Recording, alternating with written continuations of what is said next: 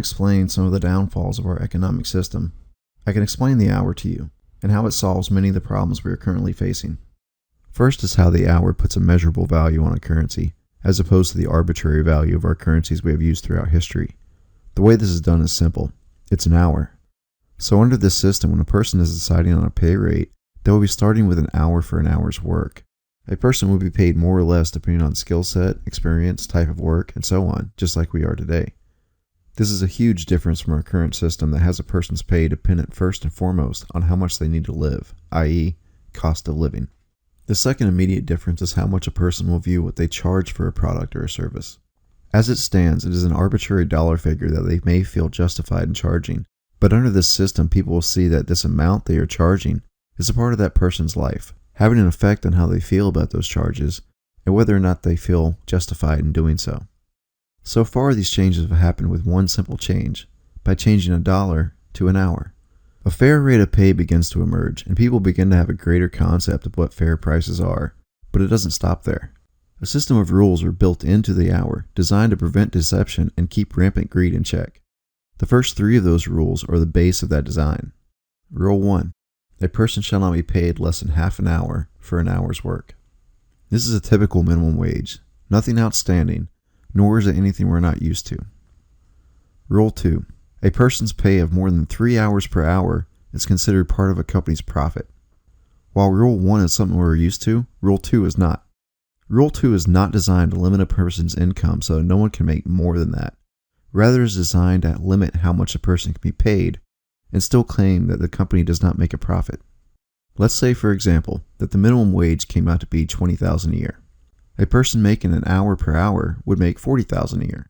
That would mean that a person's pay of over $120,000 a year would be considered part of a company's profit.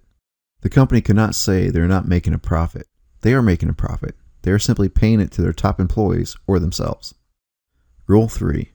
The cost of a product or service before accumulated profit, all profits from raw material to finished product, shall be listed next to the price.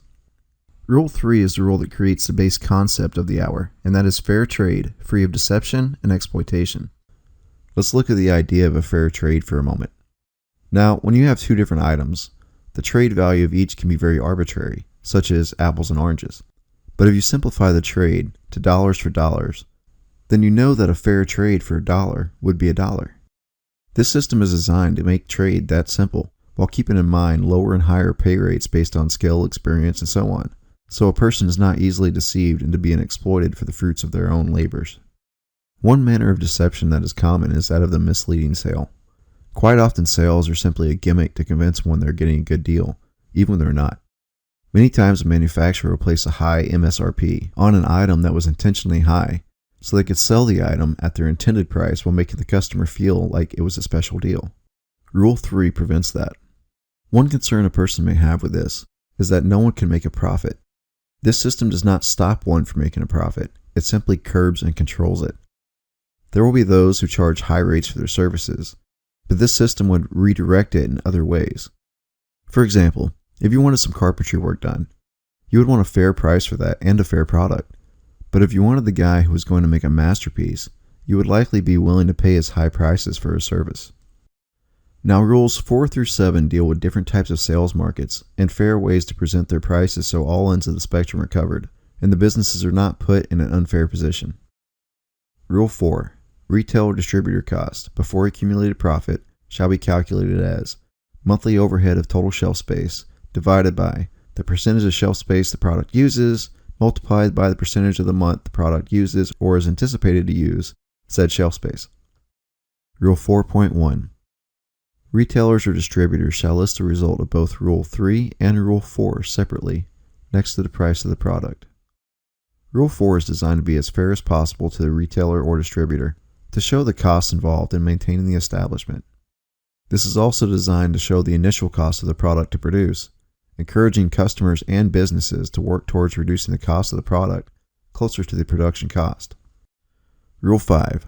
The cost of a service shall be calculated as the hourly labor rate times the hours needed, added to the monthly overhead divided by anticipated or historical average of services provided monthly. Rule 5.1. In a company offering multiple branches of service, The total overhead shall be divided over each branch. Total overhead divided by branch's percentage of overhead used. Rule 5.2. The labor rate cannot be both in the overhead and added to the overhead. It must be either or. Rule 6. A bid for a job shall include the cost and profit margins for the last 5 years, or the last 20 bids, if 20 or more jobs have occurred in the last 5 years.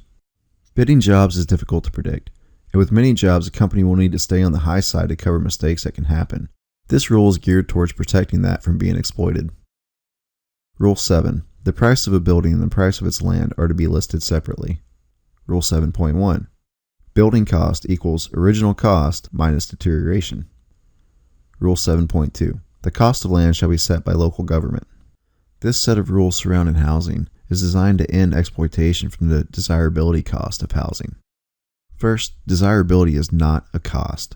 It is a desire, which would amount to people paying extra profit when purchasing a home. Second, a house's cost is what it costs, and if it has deteriorated, then it is worth less than before. And last, land. Yes, land increases in demand as it becomes more scarce. That does not affect its cost. What does affect its cost would be the local government's cost of protecting and supporting it, with military, police, fire department, and even local parks and recreation that would all add to the actual cost of the land. Any land clearing or grading would add to the cost of the structure of the land, unless it was done by local government to prepare the land for settlement. Also, you can vote to replace local leadership if they overprice the land. Rule 8. If the needs of the people are becoming exploited for the profit of others, it is the government's duty to create or promote a competitor, through grants, loans, or other means, to provide the product or service at or closer to non-profit prices. This last rule is the best alternative to any type of welfare system. Take housing and healthcare, for example. In our current system, the cost of those needs is exceedingly high, and if the government does not provide aid, many would not have access to those basic needs.